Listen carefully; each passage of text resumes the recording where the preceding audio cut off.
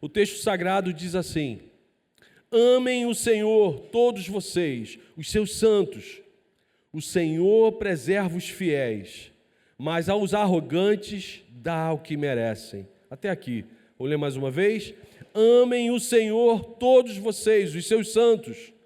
O Senhor preserva os fiéis, mas aos arrogantes dá o que merecem. No sábado retrasado, muita gente ao redor do planeta acompanhou em diferentes mídias o casamento do príncipe Harry com a atriz Meghan Markle. Não sei quantos aqui acompanharam, mas a estatística foi de perto de quase 2 bilhões de pessoas assistiram a essa cerimônia.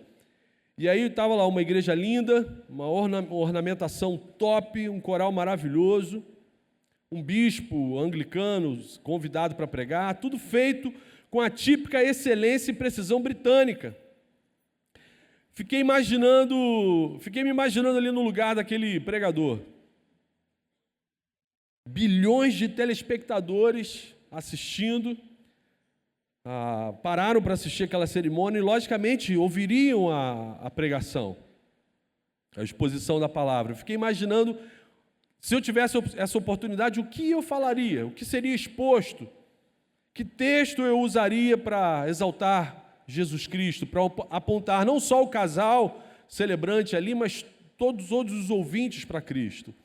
O pregador, bispo Michael Curry, naquele momento, teve a atenção de muita gente no planeta. Mas no final de tudo, algo me frustrou. Não sei se eu estava com a expectativa muito alta. Ele poderia ter falado muita coisa sobre Jesus, como o Filipinho falou aqui na semana passada, do Deus de Emanuel, do Deus conosco, do amor que se manifestou na cruz, do amor que leva a gente a amar porque os nossos pecados foram perdoados. Enfim, ele poderia ter falado muita coisa a respeito do que Cristo fez e faz por nós, mas não aconteceu.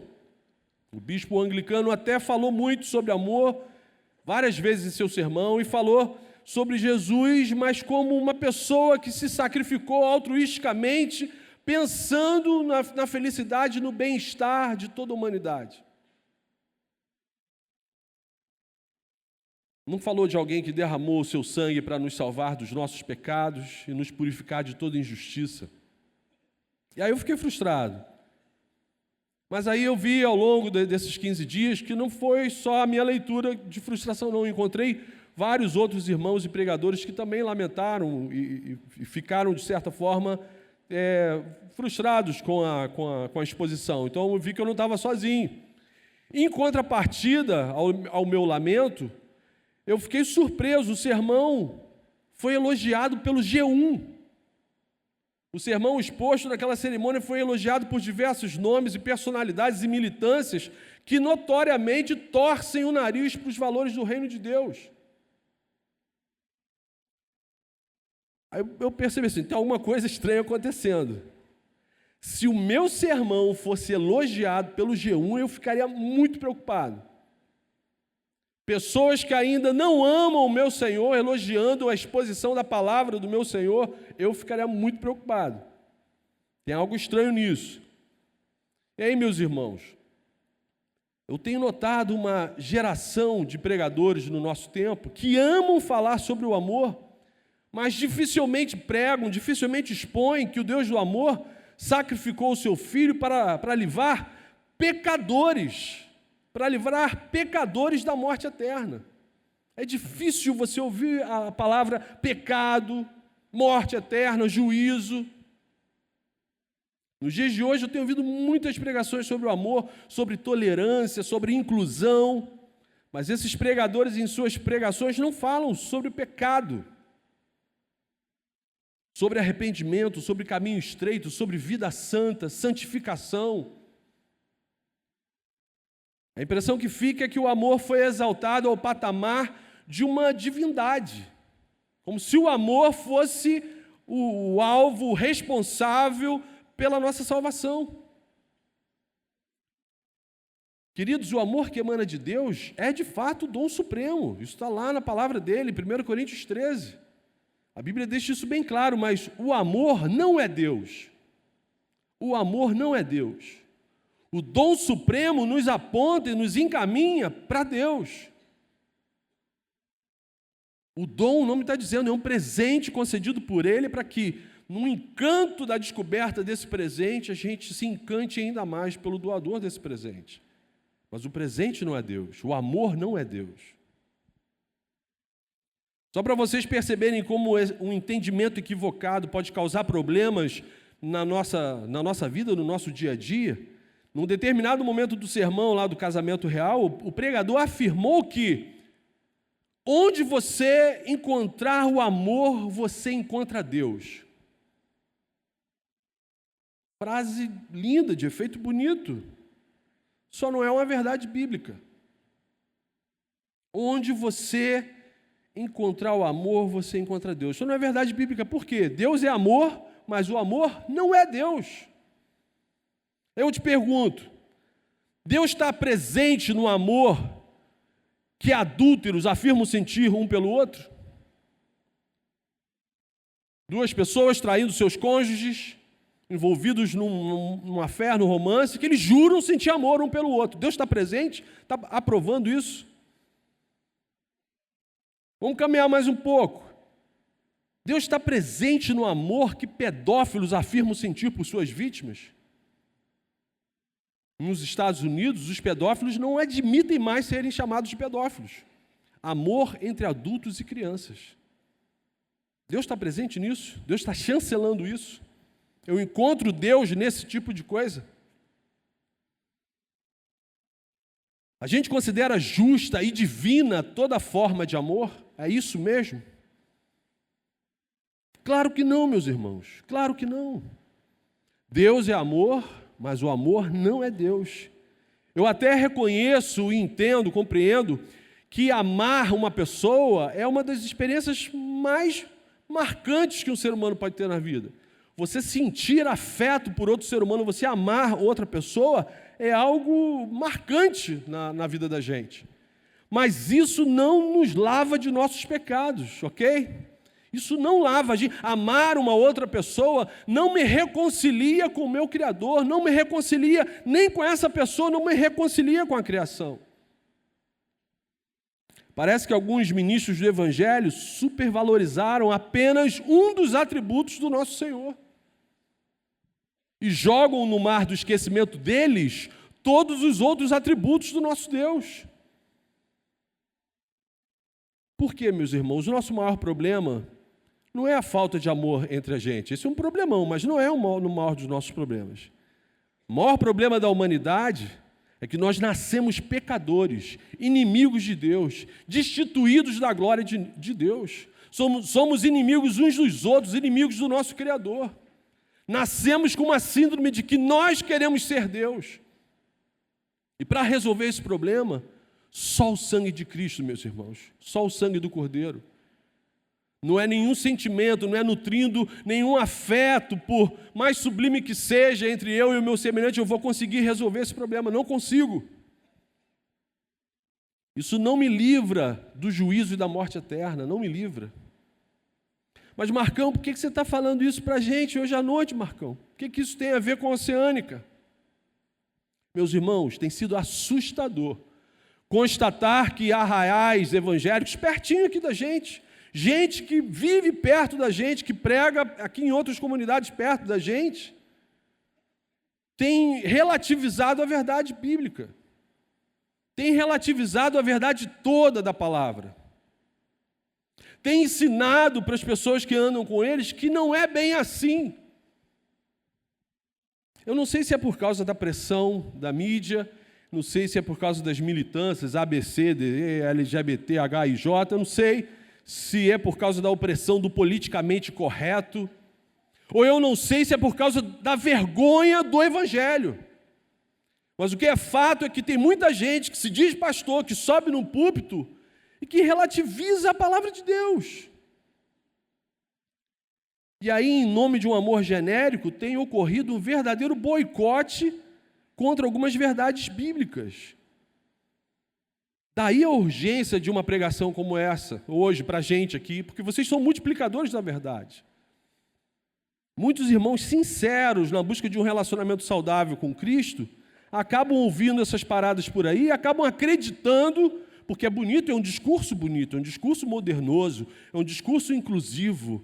O amor, onde você encontra o amor, você encontra Deus. Pensem comigo, se a base do pensamento que está sendo exposto aqui nesse púlpito não é a Bíblia Sagrada, se os fundamentos do que eu estou falando com vocês não é a Bíblia Sagrada, o que eu estou compartilhando com as pessoas é uma quase verdade. E quase verdade não existe, meus irmãos. Quase verdade é mentira.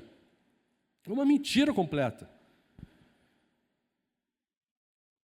Se eu não estou exaltando totalmente a Cristo, se todos os holofotes não apontam para Cristo, se a gente não sai daqui desse lugar encantado por Cristo, tem alguma coisa errada. Percebam como isso é grave? Os desdobramentos disso são gravíssimos. Aí eu voltei a ouvir também com uma frequência que um Deus de amor como o nosso Deus, um Deus gracioso como o nosso Deus, seria incapaz de condenar alguém ao juízo eterno. Que no final das contas, todas as pessoas serão salvas, porque o nosso Deus é amor. E o amor não condena ninguém ao juízo eterno. O amor, meus irmãos, eu repito aqui, é só mais um dos atributos do nosso Deus. O Deus que inspirou o salmista a escrever: o Senhor preserva os fiéis, mas aos arrogantes dá o que merecem, é o mesmo Deus que inspirou Jesus a falar em João 3,16, porque Deus tanto amou o mundo, que deu seu Filho unigênito, para que todo que nele crê não pereça, mas tenha vida eterna. Mas é o mesmo Deus, é igualmente o mesmo Espírito que inspirou Jesus a falar João 3,18. As pessoas amam recitar João 3,16. Mas veio 17 e veio João 3,18. O que está escrito em João 3,18?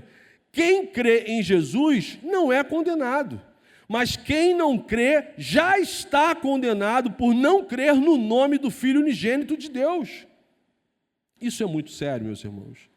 Isso é muito sério, é verdade do Evangelho. Cristo falando isso para a gente. E aí, quem são os fiéis que o Senhor preserva aqui no Salmo 31 que nós lemos? De quem o salmista está falando? O salmista está falando daqueles que humildemente se reconhecem pecadores, que humildemente reconhecem que eles não sabem o que é melhor para a vida deles, que eles se submetem ao senhorio do seu Criador. Os fiéis são aqueles que assumem que só o Senhor sabe o que é melhor para as nossas vidas. Os fiéis são aqueles que não negociam a verdade do seu Deus. E quem são os arrogantes? Quem são os arrogantes que o salmista trata aqui? Os arrogantes são aqueles que, mesmo diante da revelação especial, mesmo diante da clareza da revelação do nosso Deus, eles vão relativizar tudo. Eles vão dizer: não é bem assim. Calma aí, isso que está escrito aqui na Bíblia não é bem assim. Ah, essa parte da Bíblia já caducou. Já ouviu gente falando um negócio desse? Infeliz, ainda se diz pastor. E aí, não, isso não é bem assim, não. Ah, eu entendo de outra forma. Ah, a Bíblia dá margem. Olha só, a Bíblia não dá margem a nenhuma outra forma de interpretação. A Bíblia, ela se interpreta. O que a reforma protestante conquistou para a gente foi a liberdade de leitura, de acesso. Todos nós somos livres para acessar e para ler a palavra. Mas ninguém tem liberdade de interpretação. O que era pecado lá no Éden continua sendo pecado hoje. Pecado não sofre upgrade. Data de validade agora não é mais pecado, pode praticar à vontade, que liberou geral. Isso não existe, meus irmãos. Conhece gente assim? Que você fala alguma coisa, ela vem, faz aquela carinha de: não é bem assim. Lembra disso? Uma conversa no jardim, uma pessoa fala com a outra: mas se eu comer disso aqui eu vou morrer. Aí a outra fala assim: não é bem assim, isso não vai acontecer não. Aí a linguinha balança assim. Pss. Aí vem aquele hálito de enxofre. Meu irmão, é bom lembrar que não tem nenhuma parte da Bíblia que diz assim: venha como estás e permaneça como estás. Isso não existe na Bíblia. As cartas pastorais, Paulo, Pedro, João, Tiago, Judas, são cartas que falam o tempo todo de amor, mas estão apontando para um amor ligado sempre a uma vida de santificação, uma vida de obediência, uma vida de luta contra o pecado. Amor ligado ao arrependimento de ter vivido longe do Deus conosco, longe do Deus Emanuel. Jesus falou para os seus discípulos em João 14, 21, aquele que tem os meus mandamentos e os obedece, esse é o que me ama. Percebam como que o amor está ligado à obediência, aos imperativos do nosso Deus. Jesus está falando, aquele que obedece a tudo que eu ordenei, esse é o que me ama. Existe relação de amor entre a gente. Não existe amor a Deus sem obediência às Escrituras. Não existe amor ao próximo de verdade se esse amor não estiver submisso à palavra de Deus. Não existe. Existe sentimento, existe afeto, existe desejo, mas o amor verdadeiro... Marcos capítulo 8, versículo 34, Jesus dá um apontamento claro para quem quiser andar com Ele. Se alguém quiser acompanhar-me, negue-se a si mesmo, tome a sua cruz diariamente e siga-me, e obedeça-me. Você vai ter que dizer não para o seu egoísmo todos os dias, para o seu ego, para os seus desejos malucos. Você vai ter que crucificar vontades destituídas da glória de Deus todos os dias e vai ter que me obedecer. Aí você pode andar comigo. Eu não consigo enxergar nesse versículo o evangelho do amor permissivo, do amor tolerante, do inclusivismo a qualquer preço. Eu não consigo enxergar isso aqui. O evangelho e todo o Novo Testamento nos apresenta um amor sempre ligado à ordem de obedecer, sempre ligado à ordem de lutar contra a nossa inclinação pecaminosa. A graça não nos deixa à vontade, meus irmãos. Eu tinha um colega no seminário que falava isso. A graça não nos deixa à vontade. Ela é encantadora. Ela é transformadora, ela é arrebatadora, mas ela nos conduz para onde? Para o caminho estreito.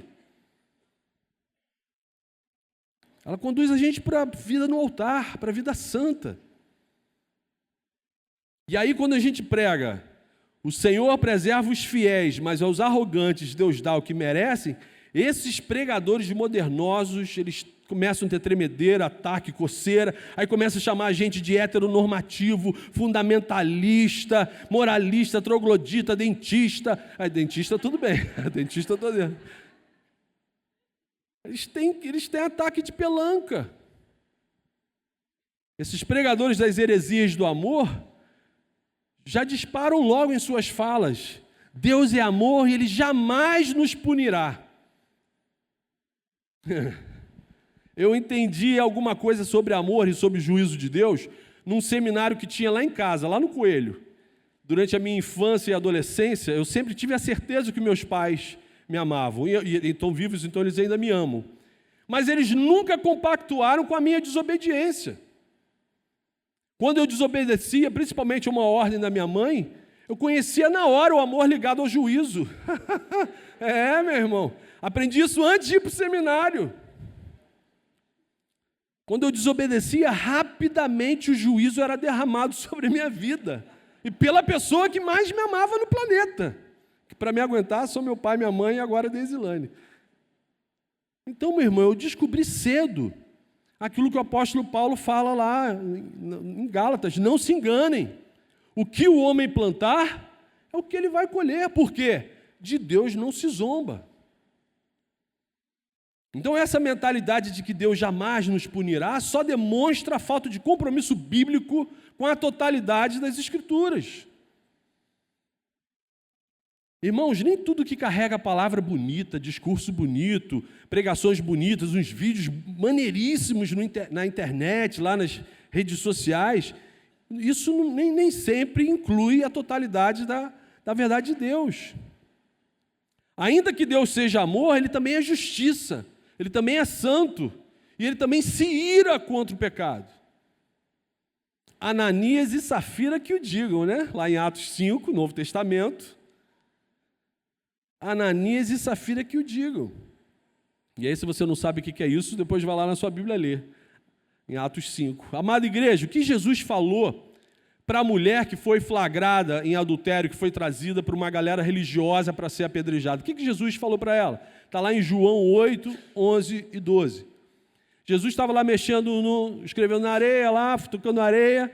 Aí aquela galera arma aquela cena toda, aquela pegadinha do malandro para pegar Jesus.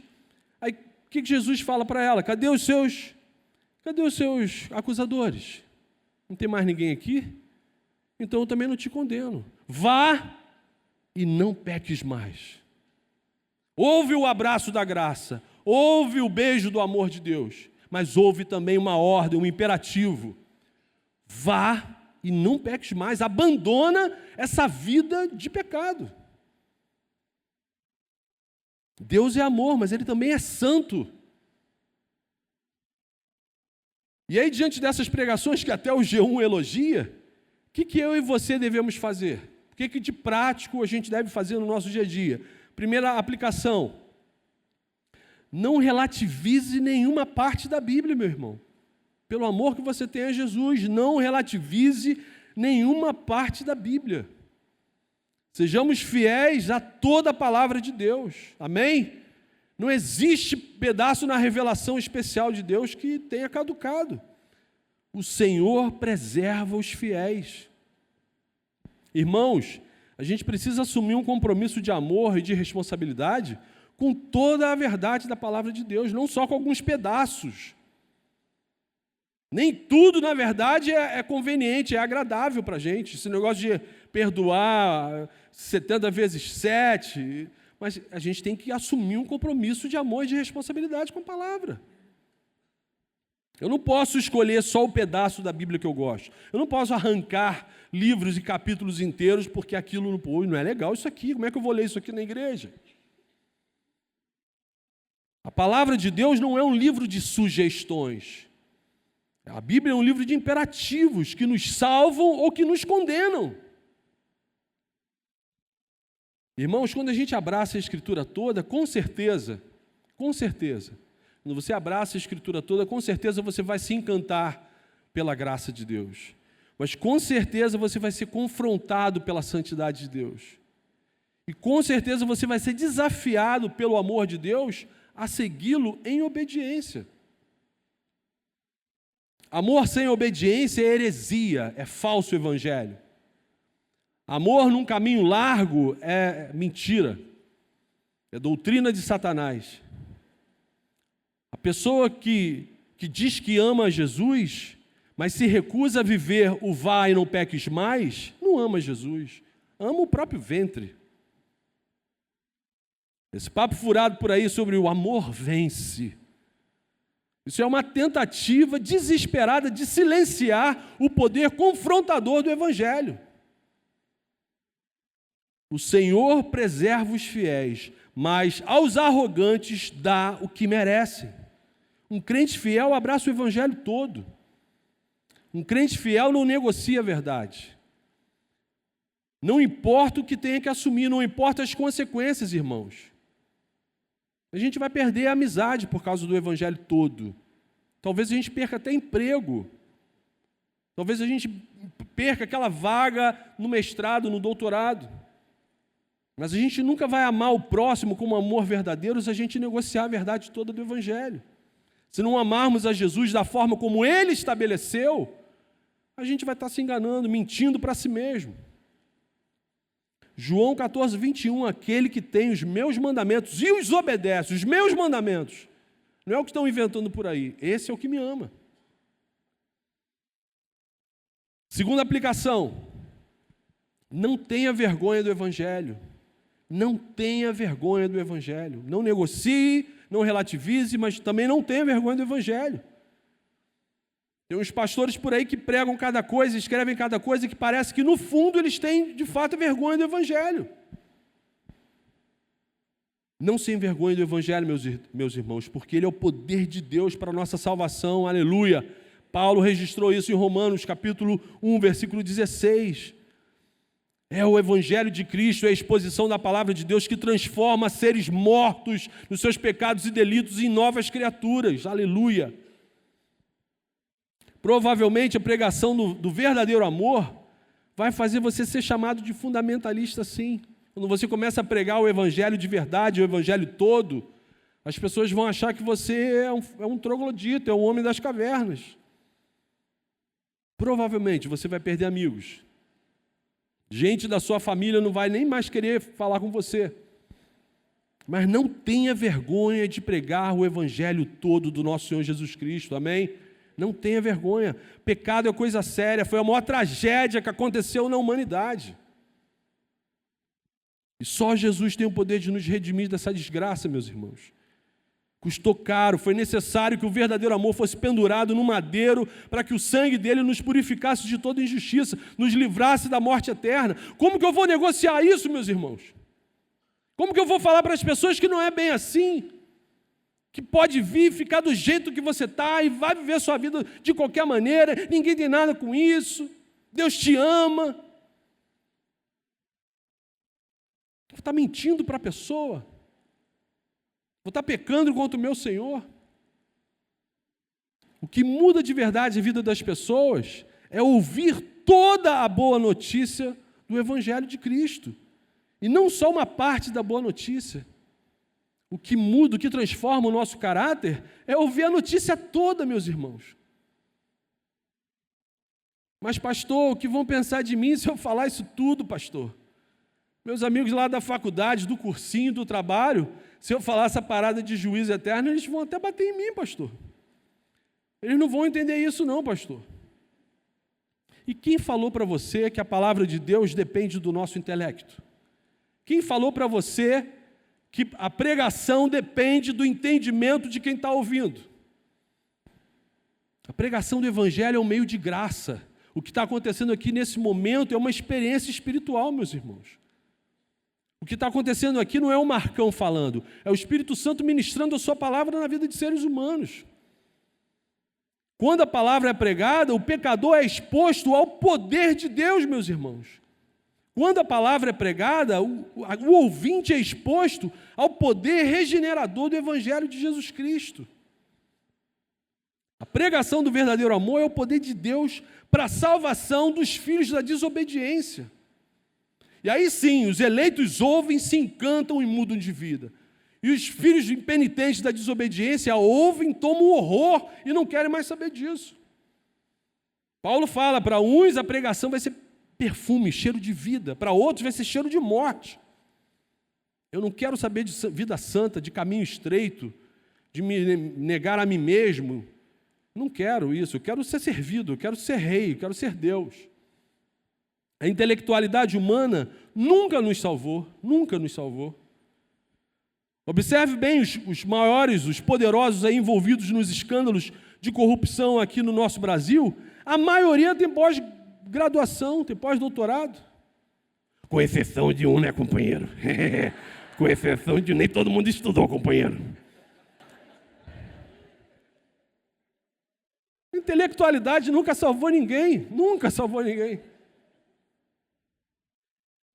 Igreja querida, se a pregação só fala da graça, se a pregação não nos confronta a abandonar o pecado, se ela não toca na nossa ferida, se em nenhum culto você sai daqui incomodado, se o amor pregado num púlpito cristão não nos aponta para uma vida santa de obediência a Cristo, meus irmãos, tem alguma coisa errada com esse Cristo, com esse Evangelho, com essa pregação, com esse púlpito, com esse pastor. Desconfie da pregação, desconfie do pregador, desconfie dessa igreja. Fuja de gente que tem vergonha do Evangelho. Paulo fala para a gente nem sentar para comer um lanchinho junto com dessas pessoas. Fuja de gente que quer ser mais bonzinho que Jesus. Eu conheço umas figuras assim, aí eu fico me segurando para ir no manifestar, sabe? O cara quer ser mais bonzinho que Jesus. Cuti-cuti dos infernos. Gente que não fala do inferno, não fala de juízo, não fala de condenação. Meu irmão, não se envergonhe em crer num Deus eterno, numa salvação eterna, mas num juízo eterno, meus irmãos. Não tenha vergonha de crer nisso. Meu querido, Quem mais falou sobre inferno, sobre condenação, juízo eterno no Novo Testamento foi Jesus Cristo. O Deus do amor foi quem mais falou sobre as consequências que o pecado gera na vida da gente. O Deus do amor também falou lá em Mateus 7, que a porta que leva à vida eterna é apertada. O caminho que conduz à salvação é estreito. E Jesus falou: poucos são os que passarão por essa porta e por esse caminho. Meus irmãos, foi o Deus do amor que falou isso. Não foi o heteronormativo troglodita da Oceânica, não, foi Jesus Cristo. Eu não quero de maneira nenhuma menosprezar o amor de Deus, amém? Guarde isso, eu não quero de maneira nenhuma menosprezar o amor de Deus. Se não fosse Ele, eu não estaria aqui. É a boa notícia do amor de Deus que transforma gente morta, destituída da glória dEle, em seres humanos. É o amor do Deus Emanuel, exposto na cruz do Calvário, que muda radicalmente a vida da gente, meus irmãos. Meu desejo foi apenas enfatizar que o verdadeiro amor não distorce e não abandona a totalidade das Escrituras. O verdadeiro amor não menospreza a santidade de Deus, não menospreza o juízo de Deus, não abandona nenhum dos atributos do nosso Senhor. Deus é amor, mas não faça do amor um ídolo, amém? Não faça do amor um ídolo. Qualquer sentimento que fique acima da verdade exposta na palavra de Deus não faz parte de Deus, não é de Deus. Por isso, quando eu e você fomos tentados a considerarmos justa toda forma de amor, lembre-se, o Senhor preserva os fiéis, mas aos arrogantes dá o que merecem. Amém. Feche seus olhos, vamos orar. Senhor Jesus, como que a gente precisa, Senhor, com urgência, resgatar a coragem de pregarmos o Seu Evangelho todo, Senhor. Livra-nos de qualquer tipo de covardia ou vergonha, Senhor. Ajuda-nos a pregarmos as boas novas do Seu amor com ousadia, com intrepidez, mas lembrando que o verdadeiro amor é Jesus Cristo, Pai. Por favor, usa a Tua igreja dessa maneira, Senhor. Leva essas pessoas que pregam coisas que o mundo elogia, mas que o Senhor jamais ensinou. Leva essas pessoas ao arrependimento, Senhor. Teu Espírito Santo as convença do pecado, da sua justiça e do seu juízo, Senhor. Que o Seu amor nos livre de pregarmos o amor sem revelarmos a totalidade de quem é Jesus Cristo, do que Jesus fez, faz e fará com todo o universo quando voltar em grande poder e glória, Senhor, para julgar os vivos e os mortos, Senhor. Prepara a Tua igreja, Deus, para a Tua volta, e prepara a gente agora para nos assentarmos na Tua mesa, Senhor. Obrigado pelo Teu amor exposto na manjedoura, concretizado na cruz e exaltado na Tua ressurreição, Senhor. Obrigado. A gente vai ter a oportunidade de lembrar mais uma vez do Teu amor, Senhor. Fazemos essa oração em nome do Senhor, nosso único Redentor, Jesus Cristo. Amém. Amém. Aleluia.